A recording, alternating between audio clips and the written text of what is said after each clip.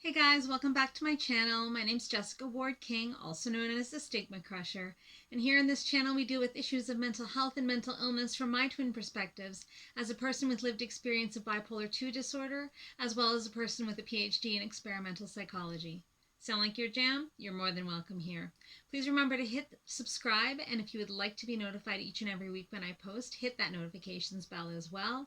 Remember to like and share widely. We would love to add people to our community here. And with that, let's start stigma crushing for this week. So today I want to address a question that I get asked all the time when I give my talks. And that question is, if you recognize that someone that you love is struggling with mental illness or some kind of mental health condition, but they don't want to get help, what can you do? And usually the question is, how can I make them get help? So the short answer to that question is, you can't. You can't make them get help.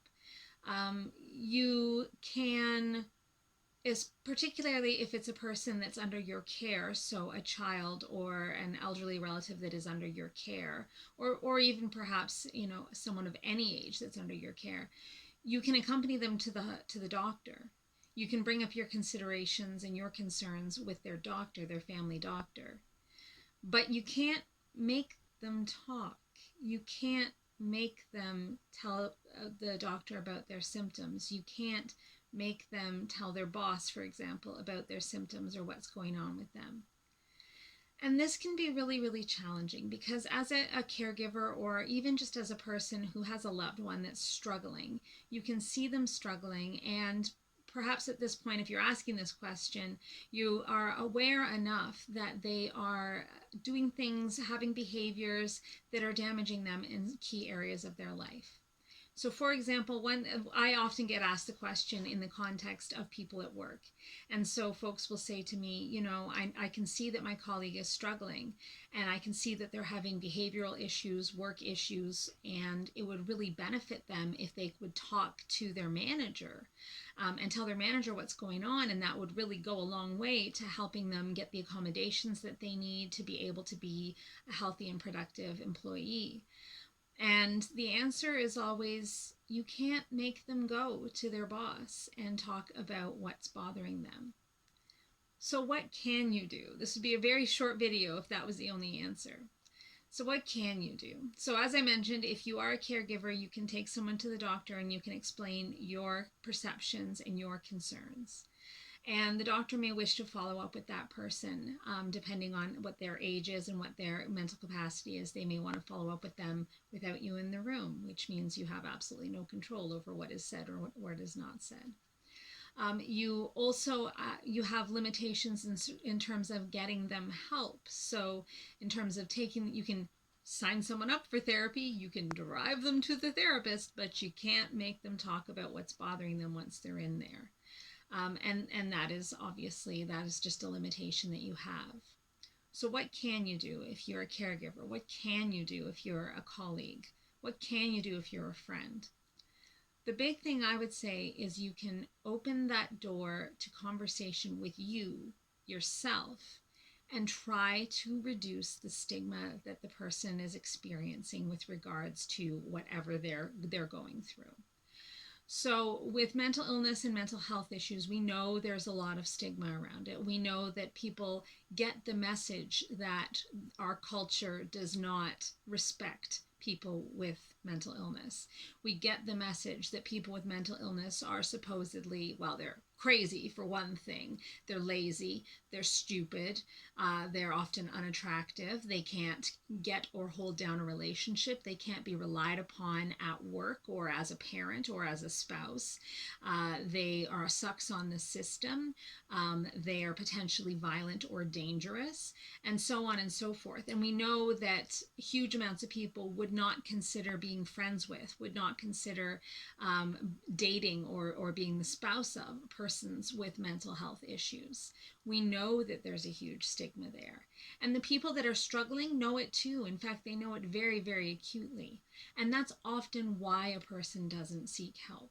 So when there's a suspicious mole or constant chronic headaches or stomach aches and vomiting, it's a lot easier of a sell to say maybe you should go see your doctor, because those are things we can do. We can do blood tests, we can do scans, we can, see the pain, we can understand.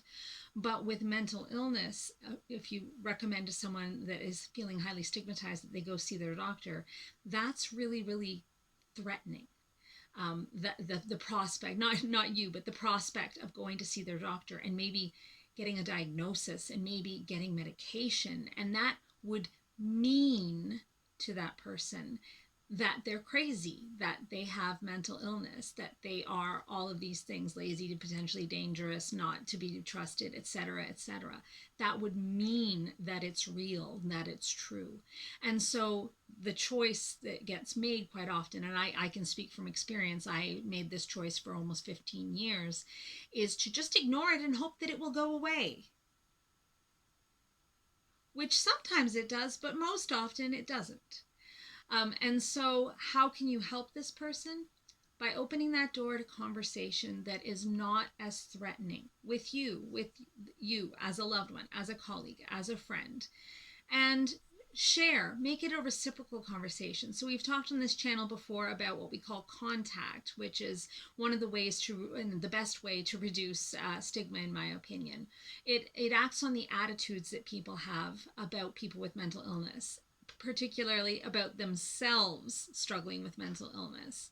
And so what contact is meeting people as people first, and then learning that they have struggles like anyone does, and then gradually learning that their struggles might have a name, which might be mental illness, that there's treatment for those struggles, that there's ways of feeling better and of getting better and of living in recovery.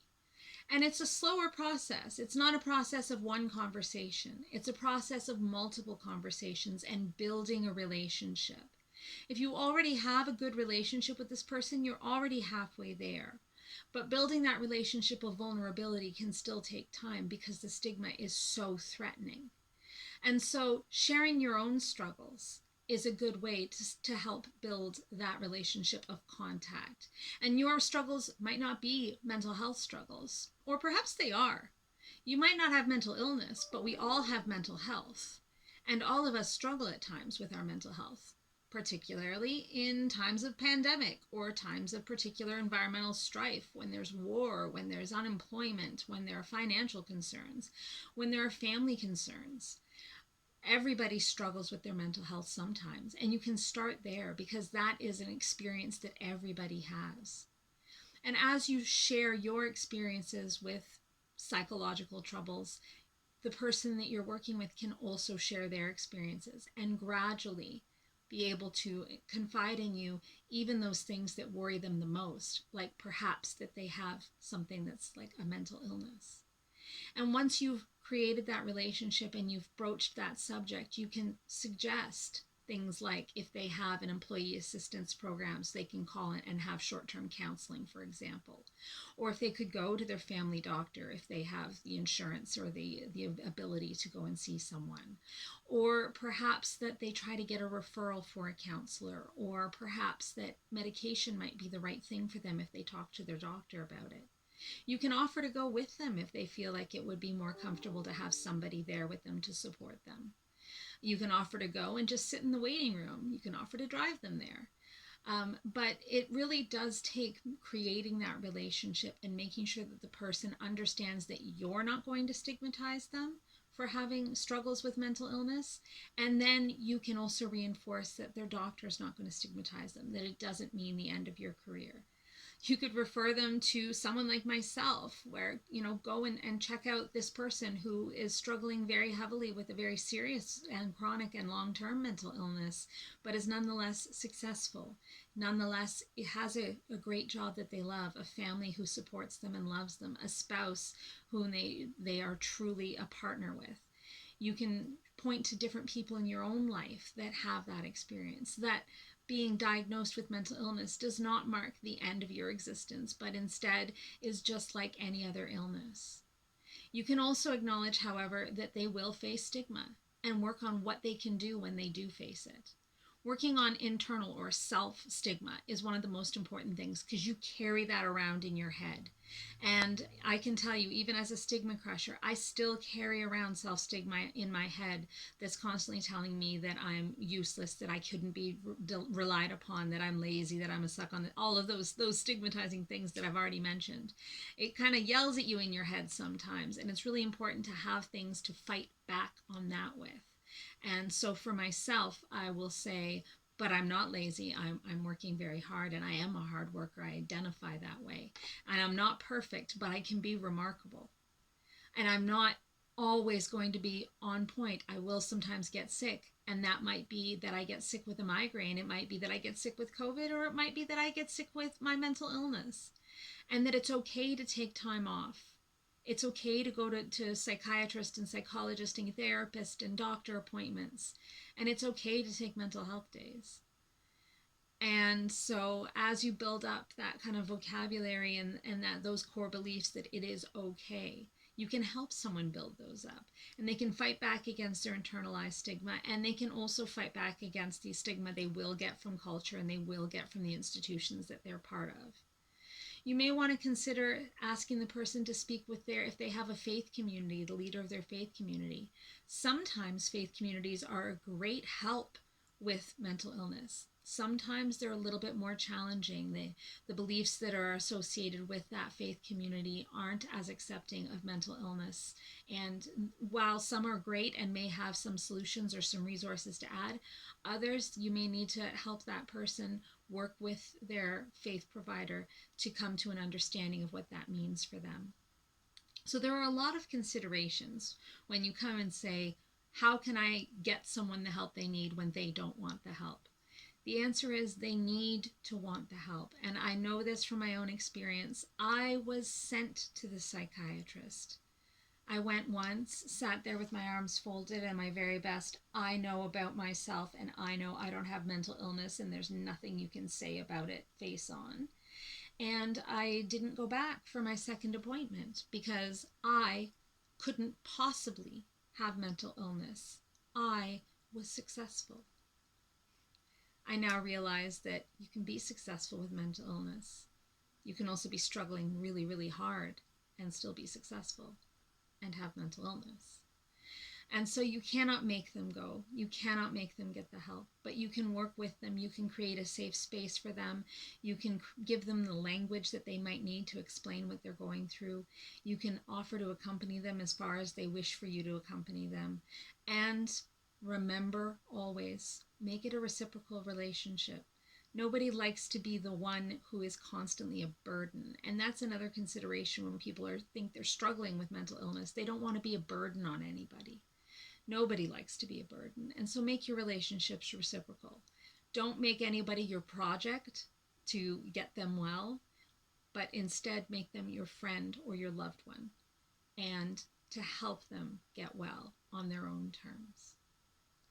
Well, that's it for this week. That's all I wanted to address. Take care, everyone, and I'll see you next week. Bye. Stigma Crusher.